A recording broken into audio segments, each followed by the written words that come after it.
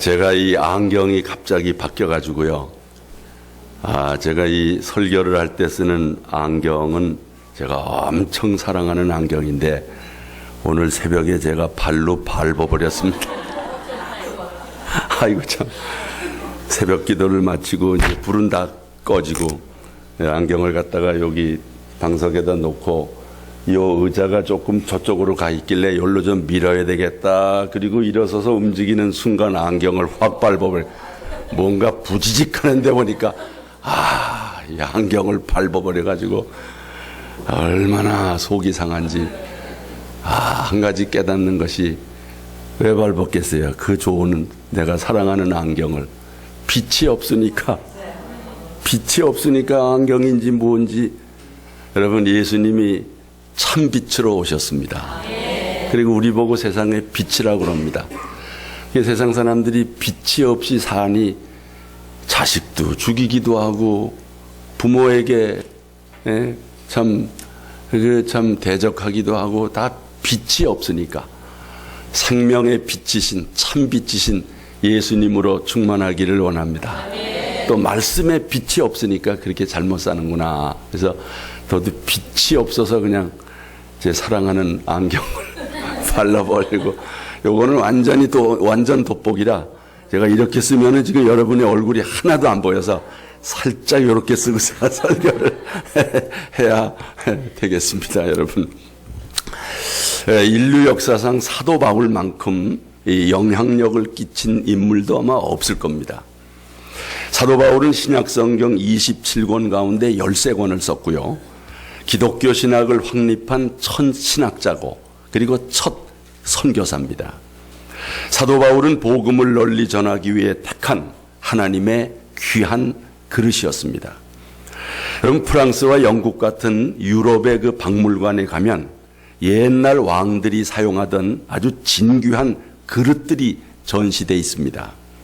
화려한 무늬의 도자기에서부터 눈부신 은그릇, 금그릇에 이르기까지 정말 아름다운 당대의 최고의 명품 그릇들을 볼 수 있습니다. 그러나 그 그릇들도 사도 바울이라고 하는 그릇만큼은 못할 것입니다. 바울은 예수님께서 직접 택하신 그릇이요, 오직 주님 자신만을 위해서 친히 사용하실 그릇이었습니다. 부활승천하셔서 하늘 보좌에 계신 예수님께서 박해자 사울을 다메섹 도상에서 직접 부르실 때 바로 이 말씀을 하셨지요. 다 같이, 주께서 이르시되 가라, 이 사람은 내 이름을 전하기 위하여 택한 나의 그릇이라. 내가 내 이름을 위하여 얼마나 고난을 받아야 할 것을 내가 그에게 보이리라. 그러니 여러분, 이보다 더 귀한 그릇이 있겠습니까? 왕의 수라상을 위해 사용될 그릇도 귀하지만 만왕의 왕이신 예수 그리스도를 위하여 쓰임받을 그릇에 비할 수 있습니까? 어찌 영혼을 살리는, 복음을 나누는, 복음을 담는 그릇에 비하겠습니까? 이렇게 하나님께서 귀히 쓰실 그릇이 한때는 죄의 병기로 쓰여졌습니다. 복음의 그릇이 될 사람이 복음 전도자들을 박해했습니다. 사울이 전도자 스데반 집사를 죽이는데 앞장섰습니다. 이때는 아주 더러운 그릇이었습니다. 마치 왕의 수라상에 쓰일 그릇에다가 똥오줌을 담은 거나 다름이 없었지요. 그러나 이 사울이 예수님을 만나 변화받고 위대한 사도 바울이 됐습니다. 드디어 복음을 위해서 택한 그릇으로 쓰임받게 된 것입니다.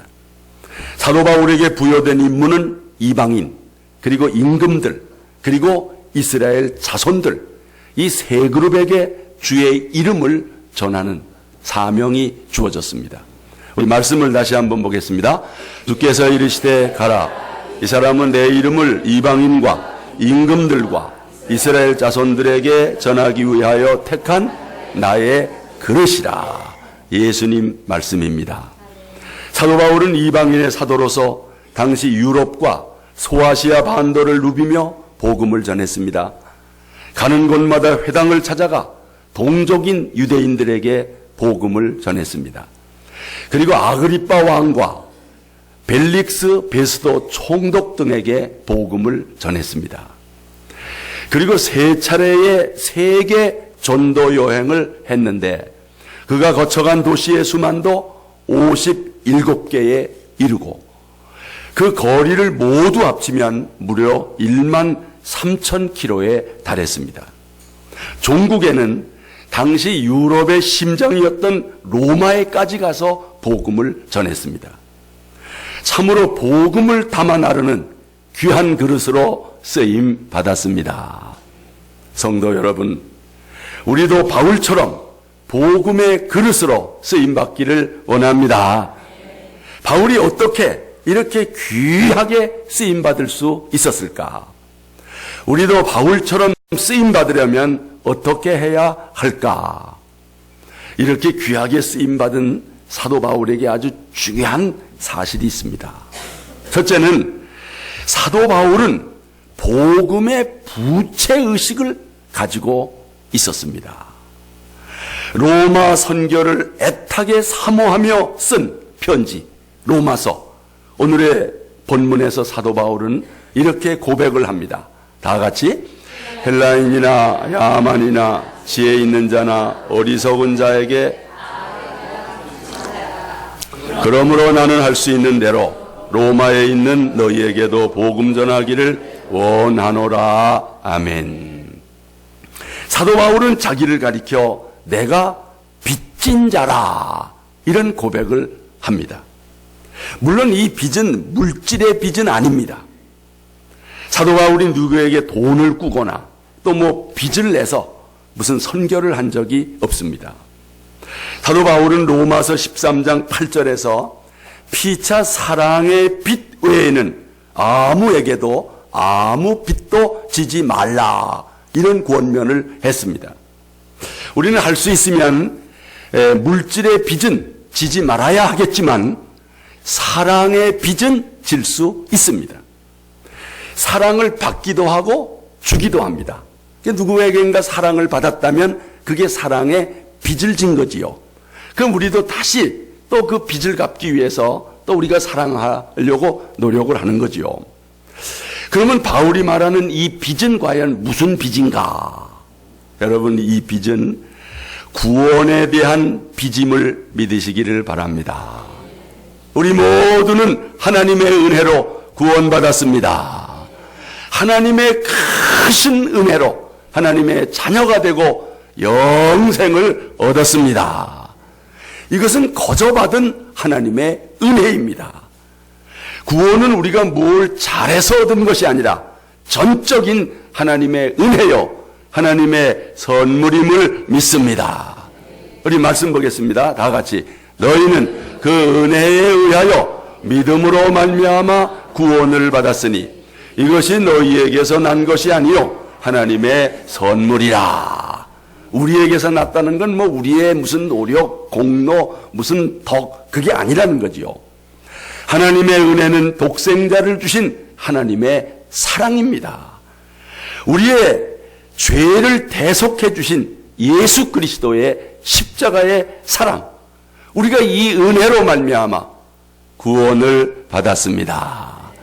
그래서 우리가 이렇게 찬양을 하지 않습니까? 방금 전에 나 같은 죄인 살리신 주의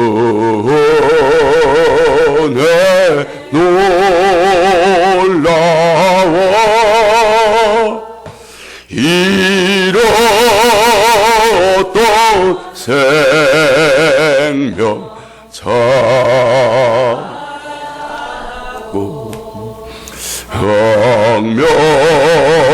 혁명을 얻어 두 손 들고 큰 죄악에서 큰 죄악에서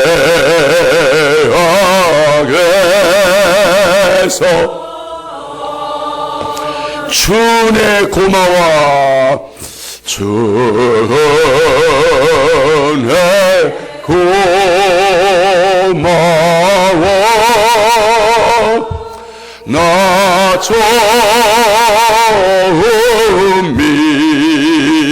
된 그 시간 귀하고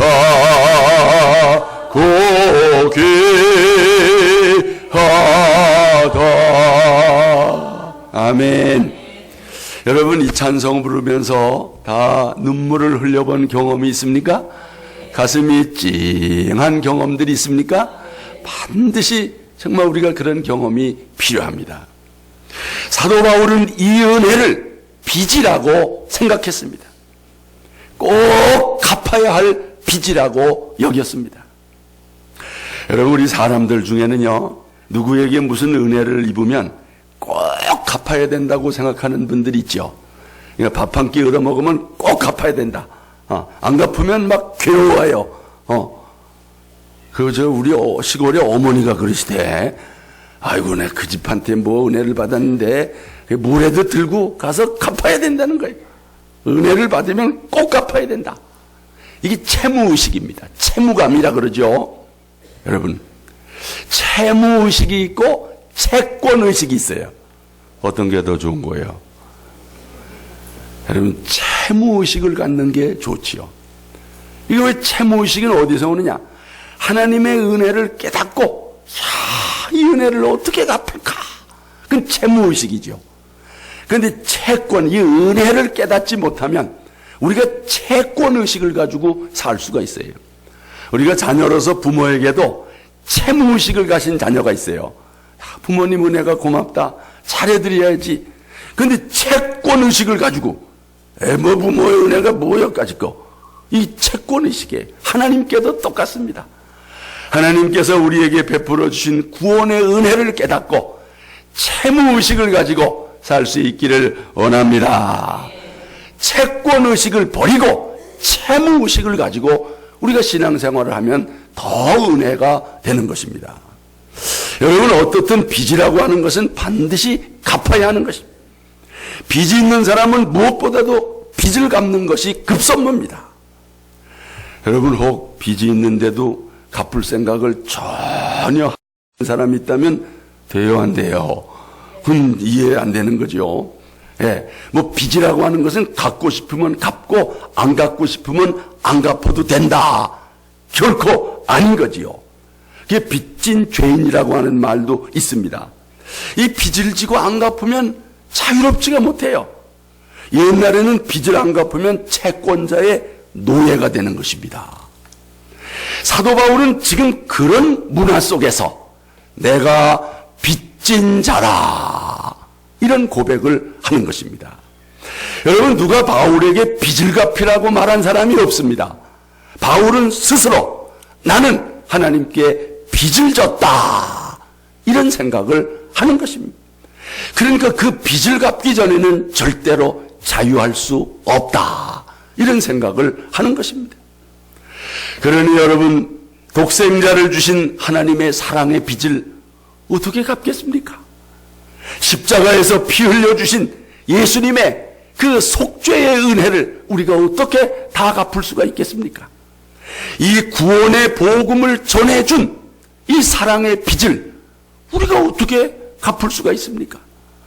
사도 바울은 이렇게 강한 복음의 부채의식에 눌려서 살았던 거지요. 그런데 여러분, 이 빚은 다 갚을 수 있는 것도 아닙니다. 누가 하나님의 은혜의 빚을 다 갚았다고 말할 수 있겠습니까? 우리의 생명이 다하는 날까지 갚아도 다 갚을 수 없는 것이 하나님의 은혜의 빚입니다. 그래서 이런 복음성가도 있잖아요, 이거. 예? 평생 갚아도 빚진 자 되어 주님의 빚진 자 되어 주님 가신 길 택하였건만 눈물만 솟구치네. 아멘. 이건 평생 갚아도 이 빚은 갚을 수 없는 빚이라. 사도 바울이 그토록 로마에 가고 싶어한 이유도 이 빚을 갚기 위해서입니다. 우리 말씀 보겠습니다. 다 같이. 헬라인이나 야만이나 지혜 있는 자나 어리석은 자에게 다 내가 빚진 자라. 그러므로 나는 할 수 있는 대로 로마에 있는 너희에게도 복음 전하기를 원하노라. 벌써 3번에 걸쳐서 힘겨운 세계 선교 여행을 했습니다. 이제 사도 바울도 나이도 많습니다. 이제 자신이 개척한 교회를 돌아보면서 편안한 여생을 보낼 수도 있습니다. 그럼에도 불구하고 로마 선교 여행을 준비하는 것은 그가 얼마나 강한 복음의 빚진 자의 심정을 가지고 있었는가, 이걸 알 수가 있는 것입니다. 여러분, 사도 바울은 고린도전서에서 또 이런 고백을 하고 있습니다. 다 같이. 내가 복음을 전할지라도 자랑할 것이 없음은 내가 부득불할 일임이라. 만일 복음을 전하지 아니하면 내게 화가 있을 것이로다. 아멘. 사도 바울이 그렇게 열심히 복음을 많이 전했을지라도 그게 자랑거리가 못 된다는 거예요. 왜요? 그건 복음의 빚을 갚은 거니까.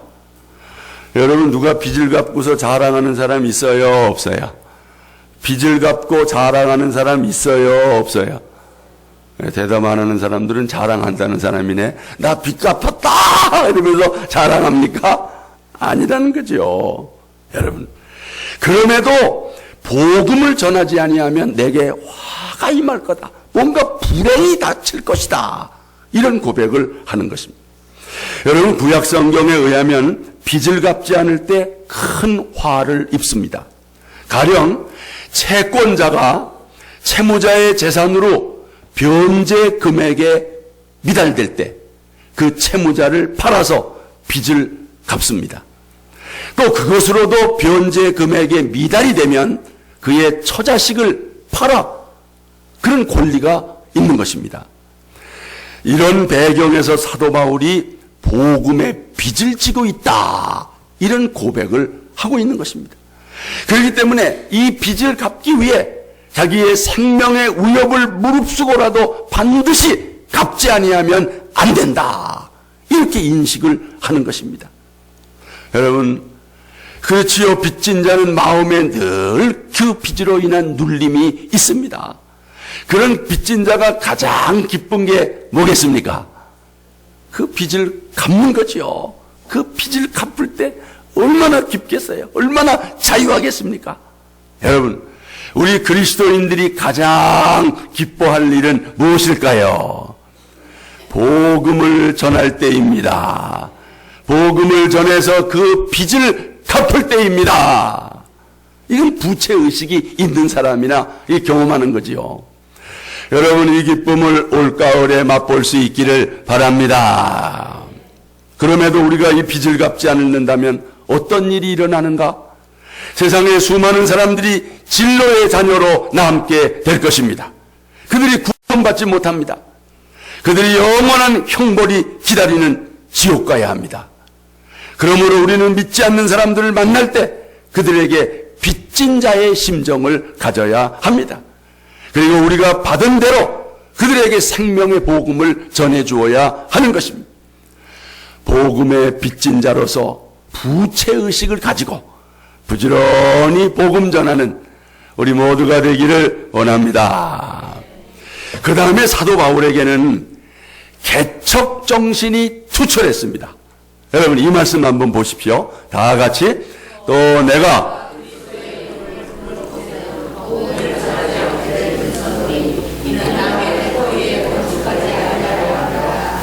기록된 바 주의 소식을 받지 못하는 자들이 볼 것이요 듣지 못한 자들이 깨달으리라 함과 같으니라. 아멘. 이게 사도 바울의 개척정신입니다. 바울은 이미 전파된 곳에서는 복음을 전하지 않겠다, 이렇게 결심했습니다. 그래서 사방으로 다니면서 복음이 전파되지 않은 곳, 교회가 세워지지 않은 곳을 찾아서 개척전도를 계속했던 것입니다. 바울의 이 개척정신 때문에 많은 교회가 세워졌습니다. 많은 사람들을 전도했던 것입니다. 여러분, 이 개척정신이 중요한 것입니다. 교회사를 보면 전도 열매를 맺은 많은 그 많이 맺은 전도자들이 모두 이렇게 개척 정신이 있었던 것을 보게 됩니다. 여러분, 영국 런던에 있는 유명한 이 역사적인 이 성공의 예배당 웨스트민스터 사원 아시죠? 그곳에는 영국 역사를 통해 유명한 분들의 그 유해가 묻혀 있습니다. 역대 왕들, 정치가, 성직자, 그 밖에 여러 계층의 탁월한 인사들이 그 웨스트민스터 그에 묻혀 있습니다. 그런데 거기에는 데이비드 리빙스턴이라고 하는 사람도 있습니다. 그런데 그 리빙스턴 이름 아래 다음과 같은 성경 구절이 있습니다. 또 이 우리에 들지 아니한 다른 양들이 내게 있어 내가 인도하여야 할 터이니 저희도 내 음성을 듣고 한 무리가 되어 한 목자에게 있으리라. 이 말씀. 청년 리빙스턴이 이곳을 방문해서 이 구절을 처음 읽을 때 당시 새로운 세계로 관심을 끌던 아프리카 대륙을 생각했습니다. 거기 사는 많은 흑인 중에도 예수님께 속하지 않은 양들이 반드시 있을 것이다. 그리고 자기가 먼저 그곳으로 가서 그곳에 있는 영혼들을 인도하리라 결단한 것입니다. 그래서 그는 유명한 아프리카 대륙의 탐험자가 되었고 또 개척 선교사가 되었습니다. 그는 일생 동안 아프리카 대륙에서 흑인들에게 복음을 전하다가 결국 그 대륙 한 오지에서 기도하다가 생을 마쳤습니다. 그 소문을 들은 영국 정부는 큰 군함을 보내 그의 유해를 거두어다가 웨스트민스터 예배당에 장사하였고 그가 평소 즐겨 있던 바로 이 성경 구절을 그 묘위에 새겼던 것입니다. 바로 예수님 말씀이죠. 우리 다시 한번 읽어보겠습니다. 또 이 우리에 들지 아니한 다른 양들이 내게 있어 내가 인도하여야 할 터이니 그들도 내 음성을 듣고 한 무리가 되어 한 목자에게 있으리라. 아멘. 우리도 사도 바울처럼 리빙스턴처럼 아직 우리에 들지 않은 아직 복음을 듣지 못한 그들에게 복음 전하겠다는 개척 정신을 가질 수 있기를 바랍니다. 예? 정말 모르는 사람들에게 우리가 찾아가서 복음을 전하는 이런 마음도 가져야 하는 것입니다. 그런데 요즘 우리 한국 교회 이제 좀 큰 교회들은 좀 이 개척 정신이 부족합니다. 그냥 이 작은 교회 식구들이 그냥 이 큰 교회 가서 이렇게 교회가 부흥되고 또 뭐 예배당을 또 크게 지어놓으면 또 교인들이 여기저기서 많이 올 것이다. 이런 생각을 하는 것은 이건 개척 정신이 아닌 것입니다. 여러분, 다른 남의 교인들이 와가지고서 교회가 부흥된다면 그건 진정한 의미에서 부흥도 아니고 성장도 아닙니다. 그건 마치 이 오른쪽, 이 왼쪽 주머니에 보니까 10,000원짜리가 있는데 또 어떻게 저녁에 보니까 또 이게 여기 와서 있어요. 여기서 이렇게 보니까 10,000원 있네. 여기 10,000원 생겼네. 그리고 좋아하는 사람이나 비슷한 겁니다. 이 주머니에서 일로 옮긴들 그게 뭐 좋아할 게 뭐가 있습니까? 교회에서 교회로 옮기는 건 차라리 큰 교회 다니는 분들이 작은 교회에 와서 잘 섬기면 그건 뭐 좀 좋다고 볼 수 있을지 모르나 우리는 그런 생각을 하지 않습니다. 아예 믿지 않는 분들, 사도 바울처럼 복음이 전해지지 않은 곳에 가서 복음을 전하리라. 이런 개척 정신을 본받기를 원합니다. 저는 목사로서 너무 부족한 사람이지만은 그냥 참 하나님 앞에 부족한 가운데서라도 그냥 제가 한 가지 감사할 수 있는 게 있다면 제가 이 지상에 개척교회를 해서 2개의 개척교회를 남기겠다는 거, 참 이거에 대해서 저는 감사하고 있습니다. 이거는 제가 20대 때 저 여주 한강교회에서 개척할 때 우리 모습입니다. 저도 이런 시절이 있었습니다. 20대 아주 저 한강교회 개척할 때 두 교회가 참 건강한 교회로 성장하고 있음에 대해서 저도 고맙지만 다른 사람들도 많이 부러워하고 있습니다. 여러분, 진짜 예수 모르는 사람들에게 복음을 전해서 그들을 구원하고 그 가족들을 구원할 수 있기를, 이게 사도 바울의 개척 정신입니다. 여러분. 그리고 마지막 한 가지, 사도 바울은 당면한 어떤 환경에서도 복음을 전파했습니다. 사도 바울은 언제 어디서 누구에게나 어떤 환경에서도 복음을 전했습니다. 여러분, 이 말씀 한번 보십시오. 다 같이, 너는 말씀을 전파하라. 사도 바울은 고난을 당할 때도 변함없이 전도했습니다. 오히려 그 고난이 더 좋은 기회라고 생각했습니다. 이 말씀이죠. 다 같이, 형제들아, 내가 당한 일이 도리어 복음 전파에 진전이 된 줄을 너희가 알기를 원하라. 내가 당한 일이라는 게 뭐겠어요? 이 고난이죠. 이 감옥 가는 거, 핍박받는 거, 그게 오히려 복음의 진보가 된다. 사도 바울은 전도하다가 박해를 받고 또 매를 맞고 감옥에 들어갔습니다. 이런 때도 조금 더 낙심하지 않고 오히려 전도의 기회로 삼았습니다. 아마 보통 사람 같으면 원망하고 불평하고 낙심할 것입니다. 그러나 바울은 전혀 아닙니다. 바울이 빌립보에서 전도하다가 투옥됐습니다. 그때 간수에게 복음을 전해서 그의 온 가족이 예수 믿고 세례받았습니다. 그때 이 유명한 말씀이 나온 것입니다. 여러분, 이 말씀 아시죠? 다 같이, 선생들아,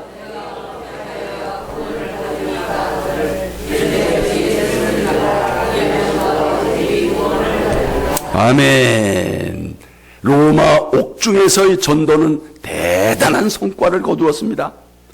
그 로마 옥에 붙잡혔을 때는 그 죄수들을 군인들이 지킵니다. 바울은 그 기회를 놓치지 않고 옆에 와서 자기를 감시하는 군인들에게 복음을 전했습니다. 자, 이 말씀입니다. 다 같이, 바울이 온 이태를 자기 셋집에 머물면서 자기에게 오는 사람을 다 영접하고 하나님의 나라를 전파하며 주 예수 그리스도에 관한 모든 것을 담대하게 거침없이 가르치더라. 아멘. 군인들이 하루에 2-3번씩 교대를 합니다. 바울은 만나는 군인들에게 꼭 전도를 합니다. 그 결과 로마 황제 시위대 군인들에게 복음이 전파되었고 그 군인들을 통해서 궁전 안에 복음이 퍼지게 됐습니다. 이 말씀이죠. 다 같이, 이러므로 나의 매임이 그리스도 안에서 모든 시위대 안과 그 밖의 모든 사람에게 나타났으니 아멘. 이 시위대라는 게 경비대, 황제 이 경비대, 그들이 바울을 지키다가 전도를 받았다.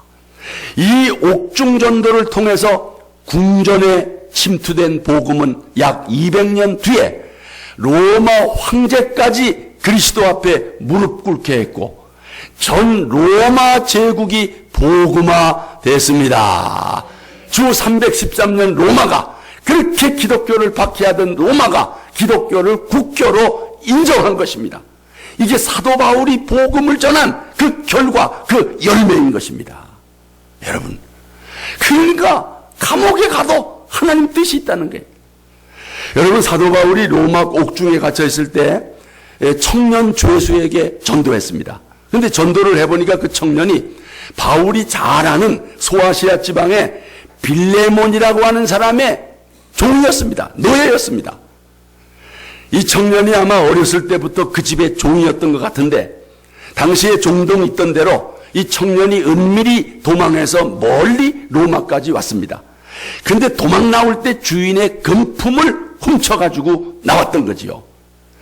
이 돈을 가지고 아마 몇 달이야 뭐 재미있게 놀았겠죠. 그러나 결국 다 탕진되고 다시 도둑질을 하다가 감옥에 왔습니다. 거기서 사도 바울을 만난 것입니다. 여러분, 정말 하나님의 섭리 가운데서 옥중에서 바울을 만나 예수 믿고 회개한 다음에 이제 알아보니 사도 바울이 아는 빌레몬이 자기의 주인이었던 것입니다. 이 사람이 그 주인에게로 돌아가기를 원했습니다. 그래서 사도 바울이 그에게 편지를 써서 그 빌레몬에게 보낸 그 편지가 오늘 성경 속에 들어와 있는데 그게 무슨 책이에요? 빌레몬서입니다. 여러분, 이 말씀 보십시오. 이 빌레몬서 다 같이, 갇힌 중에서 낳은 아들 오네시모를 위하여 내게 간구하노라. 그가 전에는 내게 무익하였으나 이제는 나와 내게 유익함으로 내게 그를 돌려보내노니 그는 내 신복이라. 아멘. 이 편지가 남아서 성경이 된 것입니다. 그때 바울이 전도한 사람의 이름이 오네시모. 오네시모의 옛 주인, 다시 돌아가고자 하는 그 주인의 이름은 빌레몬. 여러분, 정말 이게 하나님의 뜻이 있지 않습니까? 우리도 바울처럼 어떤 환경에서도 복음을 전할 수 있기를 원합니다. 고난당할 때도 복음 전할 수 있습니다. 아파서 병원에 입원할 때도 그때도 복음 전할 수 있는 기회가 주어지는 거예요. 여러분, 한 목사님이 암으로 병원에 입원해 계셨습니다. 그때 병실 문 밖에다가 면회 사절, 단 불신 친구나 친척은 가함, 이렇게 써붙였어요. 마침 불신 친구가 면회로 왔다가 목사님을 만났어요. 친구는 측은한 마음으로 친구 목사를 바라보면서 물었습니다. 좀 어떤가? 그때 목사님이 죽을 병에 걸렸지. 누구나 한 번은 죽을 병에 걸리는 법인데 내가 조금 먼저 걸린 셈이지. 이때 이 안 믿는 친구가 어째서 신자에게는 사절된 면회가 불신자인 나에게는 허락되었는가 물으니 이 목사가 친구의 손을 잡으며 눈물을 흘리면서 말합니다. 신자는 다 천국 가서 다시 만나지만 자네 같은 불신자는 다시 만날 수 없기 때문일세. 이때 친구가 정말 자네는 천국과 지옥이 있다고 보는가? 목사님이 있다고 보는 것이 아니라 나는 믿네. 자네 우리 다시 만날 수 있도록 예수 믿지 않겠나? 전도를 한 것입니다. 그때 나도 지옥에 안 가기 위해서 예수 믿겠네. 예수 믿는다고 했어. 그래서 그 친구를 전도했습니다. 그런 다음에 자 이제 빨리 나가게. 아니 왜 이렇게 서두르나? 이젠 자네는 다시 천국에서 만날 수 있으니 만날 수 없는 불신자들을 내가 한 사람이라도 더 만나야 하겠네. 여러분, 이게 복음을 믿는 우리들, 정말 천국을 소망하는 성도의 자세인 줄 믿습니다. 누가 이런 병에 걸리면 다 죽겠다고 그러고 근심 걱정이지 여러분 전도할 생각을 누가 갖습니까? 여러분, 이게 바로 사도 바울이 우리에게 보여주는 모범 아닙니까? 우리도 사도 바울처럼 이 시대에 복음을 위한 택한 그릇으로 쓰임받기를 원합니다. 그러기 위해서 우리들도 사도 바울처럼 복음에 대한 부채 의식을 가져야 하는 것입니다. 그리고 개척 정신도 본받아야 합니다. 무엇보다도 어려운 환경에서도 담대히 복음을 전할 수 있는 우리 모두가 되기를 원합니다. 우리 함께 찬양합시다.